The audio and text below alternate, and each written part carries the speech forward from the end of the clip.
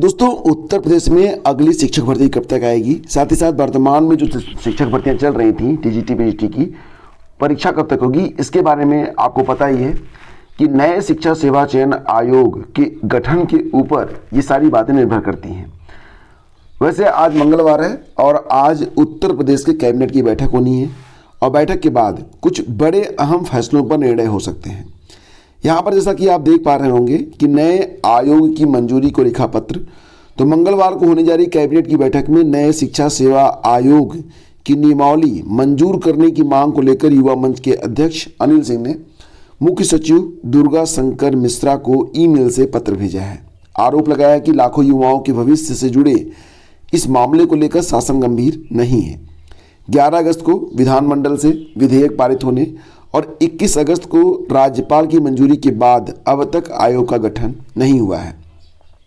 जैसा कि आप लोग जानते हैं कि मंगलवार यानी कि आज कैबिनेट की बैठक होने वाली है और इसमें कुछ बड़े और अहम फैसले लिए जा सकते हैं। तो जितने भी बेरोजगार हैं उत्तर प्रदेश के, जो नए एस्पिरेंट हैं, उनकी नज़र है इस बैठक पर। साथ ही साथ ये भी कि प्रदेश में अगर आप गणित विषय से पढ़ाई किए हैं तो आयुर्वेद फार्मासिस्ट तब भी आप बन पाएंगे। इसके लिए आयुर्वेदिक भेषजिक सेवा नियमावली में बदलाव होने जा रहा है। मंगलवार को होने वाली कैबिनेट की बैठक में इसे रखा जाएगा।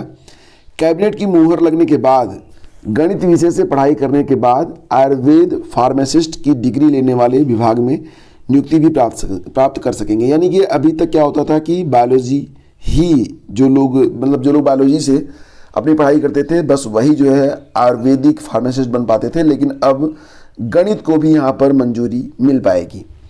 तो कैबिनेट बैठक में वित्तीय वर्ष 2023-24 के पहले अनुपूरक बजट प्रस्ताव का अनुमोदन सहित करीब 2 दर्जन से अधिक प्रस्तावों पर चर्चा होने वाली है।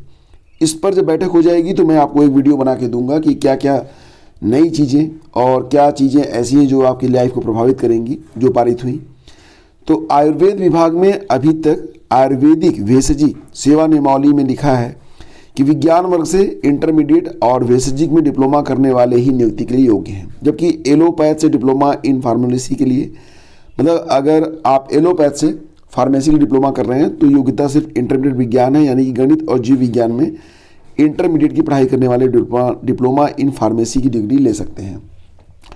तो डिप्लोमा इन फार्मेसी की तर्ज पर ही कुछ आयुर्वेदिक कॉलेजों ने भी गणित विषय वाले छात्रों को डिप्लोमा इन आयुर्वेदिक की डिग्री दे दी है।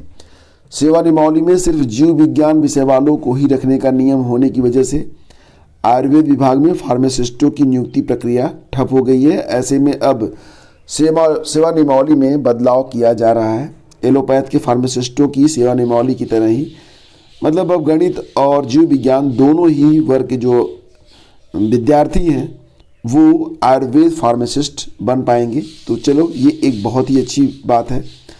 आगे बढ़ते फ्रेंड्स, बात करेंगे यहाँ पर कि बिहार में शिक्षक भर्ती 2.0 के लिए जो आवेदन की प्रक्रिया है पूरी हो चुकी है और जो परीक्षा कार्यक्रम में जारी हो चुका है। परीक्षाएं 7 तारीख से स्टार्ट हो रही हैं जो कि 15 तारीख तक चलेंगी। पूरा कार्यक्रम मैंने पहले ही आप लोगों को बता दिया था। जिन लोगों को कार्यक्रम नहीं पता है कि किस विषय की परीक्षा कब होनी है, वे लोग उस वीडियो को जरूर देखें, जिसका लिंक वीडियो के डिस्क्रिप्शन और पहले कमेंट बॉक्स में है। तो फ्रेंड्स, यहाँ पर बात करेंगे कि इस बार कुल आवेदन कितने आए। तो 7,32,778 आवेदन कुल भरे गए हैं। पहले चरण में कुल 26,000 मतलब 8,26,000 अभ्यर्थी पहले चरण में थे। इस बार क्या हुआ है कि जूनियर में आवेदन ज़्यादा हैं जबकि प्राइमरी में कम हो गए। पहली बार प्राइमरी में आवेदन ज़्यादा थे, जूनियर की वैकेंसी तो पहली बार थी ही नहीं। तो यहाँ पर शिक्षक नियुक्ति के दूसरे चरण में करीब 1 लाख कम आवेदन आए हैं। दूसरे चरण के लिए पंजीयन से लेकर आवेदन तक की जो प्रक्रिया है वो समाप्त हो गई है 25 तारीख को। परीक्षा में शामिल होने के लिए 7,32,778 लोगों ने यहाँ पर आवेदन भरा है। पहले चरण में 8,26,000 अभ्यर्थियों ने आवेदन किया था। इस बार प्राइमरी में करीब 10,000 पद हैं और इसके लिए जो कुल आवेदन आए हैं वो कितने हैं, तो 1,10,000 से अधिक अभ्यर्थी प्राइमरी में इस बार आवेदन किए हैं, जबकि पहले चरण में संख्या बहुत ज़्यादा थी।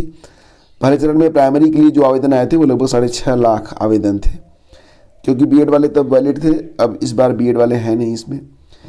इस बार मध्य के लिए अधिक आवेदन है, यानी कि जूनियर के लिए। इसमें पदों की संख्या लगभग 32,000 है, इस बार इसमें डीएलएड और बीएड वालों दोनों को मौका मिला है, तो इस वजह से आवेदन की जो संख्या है वो बढ़ गई है और सबसे अधिक भीड़ भी जूनियर में ही है। 3.5 लाख के करीब आवेदन मध्य के लिए, यानी कि जूनियर के लिए कुल कितने आवेदन आए हैं, तो लगभग 3.5 लाख आवेदन आए हैं। माध्यमिक और उच्च माध्यमिक के लिए करीब 2.25 लाख के करीब आवेदन जो हैं वो प्राप्त हुए हैं। इस बार सबसे अधिक सीटें उच्च माध्यमिक में हैं, यानी कि 11-12 में करीब 57,000 पदों के लिए अलग अलग विषय के लिए अभ्यर्थी परीक्षा देंगे। वहीं माध्यमिक यानी कि 9-10 के लिए 25,000 पदों के लिए परीक्षा होगी और 1 से 2 दिसंबर के बीच एडमिट कार्ड आपका आ जाएगा। तो ध्यान दीजिएगा कि आपके जो एडमिट कार्ड है वो कब आ रहे हैं, 1 या 2 दिसंबर तक आ जाएंगे और परीक्षा के समय अभ्यर्थियों को बताए गए नियम के अनुसार ही अपना जो क्रमांक है वो भरना होगा। तो इस पर एक OMR आपको मिल गई होगी, अगर नहीं मिली तो मैं एक वीडियो बना के आज दे दूंगा आपको कि OMR आपको कैसे फिल करना है, जो कि ऑफिशियल वेबसाइट पर उपलब्ध है। तो 1 से 2 दिसंबर के बीच आपके जो एडमिट कार्ड हैं वो आ रहे हैं और आपकी परीक्षा नियत समय पर हो रही है, तो बिल्कुल आप लोग पीछे मत देखिए। UGC नेट के बारे में बात करते हैं तो UGC नेट के जो एडमिट कार्ड हैं ये भी आने वाले हैं। जानकारी प्राप्त हो रही है कि आपको जो है ये एडमिट कार्ड आने वाले कुछ ही दिनों में प्राप्त हो जाएंगे। UGC नेट 2023 के नोटिफिकेशन के अनुसार नेट दिसंबर 2023 परीक्षा की एग्ज़ाम सिटी डिटेल्स नवंबर के आखिरी सप्ताह में, यानी कि आपको जल्दी पता चल जाएगा कि आपका जो एग्ज़ाम सिटी है वो कौन सा है। विषयवार तो आपको पता चल ही गया होगा कि आपकी परीक्षा कब हो रही है, क्योंकि सब्जेक्ट वाइज टाइम टेबल जारी कर दिया गया है। अब एग्ज़ाम सिटीज़ आपको बहुत जल्द मालूम हो जाएंगे। इसके बाद आपके जो फाइनल जो एडमिट कार्ड होंगे वो भी जारी कर दिए जाएंगे। UGC नेट एग्ज़ाम सिटी के जरिए अभ्यर्थियों को ये जानकारी मिलेगी कि उनका परीक्षा केंद्र किस शहर में है। इसके बाद परीक्षा से कुछ दिन पहले एडमिट कार्ड जारी होंगे, ठीक है। और देखो फ्रेंड्स, कई बार लोगों के मन में आता है ना कि आखिर हम सिविल सेवा में क्यों जाएं, आखिर हम गवर्नमेंट जॉब में क्यों जाएं। तो यहाँ पर देखो 16 लाख का जॉब ऑफर छोड़कर UPSC सिविल सर्विस की जगह, मतलब उन्होंने यहाँ पर ये सारांश गुप्ता हैं, आप इनको देख लीजिए, 16 लाख रुपए का पैकेज इनको मिल रहा था, फिर भी इन्होंने मतलब IAS को चुना और पहली बार में ये UPSC की परीक्षा को क्रैक भी किए हैं। 12वीं के बाद सारांश ने JEE मेंस पास किया था, इसके बाद JEE एडवांस की परीक्षा पास करके IIT BHU में सिविल इंजीनियरिंग में दाखिला लिया था। काफ़ी काबिल अभ्यर्थी रहे, तो बहुत सारे जॉब्स के ऑफ़र आए। एक कंपनी ने उन्हें 16 लाख रुपए का ऑफ़र दिया, लेकिन उन्होंने सब कुछ छोड़कर UPSC की परीक्षा पास की और IAS ऑफिसर बन गए हैं। 22 साल की अवस्था है इनकी।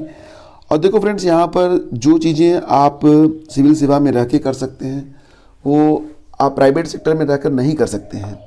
और अगर आपके अंदर काबिलियत है, दृढ़ संकल्प है और आप देश के लिए कुछ करना चाहते हैं तो निश्चित रूप से सिविल सेवा में आपको आना चाहिए। लेकिन उसके लिए आपको एक डिसिप्लिन्ड वे में, मतलब एक बहुत ही अनुशासित जीवन जीना पड़ता है। कहते हैं ना कि कभी कभी जो आपकी मंजिल होती है वो उतनी शानदार नहीं होती जितने आपके रास्ते शानदार होते हैं।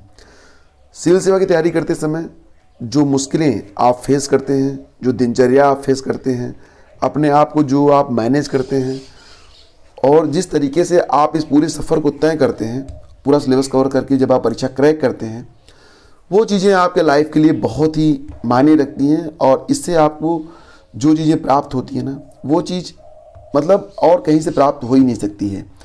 तो कभी कभी जो रास्ता होता है वो मंजिल से ज़्यादा खूबसूरत होता है। इसीलिए आपको अपने आप को डिसिप्लिन रखना चाहिए और अपने आप को कभी भी हीन भावना से ग्रस्त नहीं करना चाहिए। और साथ ही साथ जो भी बड़े लक्ष्य हैं वो केवल इस बात पर निर्भर करते हैं कि आप कितने डिसिप्लिन्ड हैं।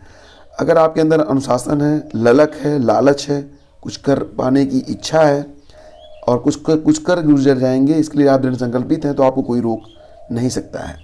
तो दोस्तों, ये थी आज की न्यूज़ अपडेट। अगर सेशन पसंद आया तो प्लीज़ वीडियो को लाइक और शेयर कर दीजिएगा।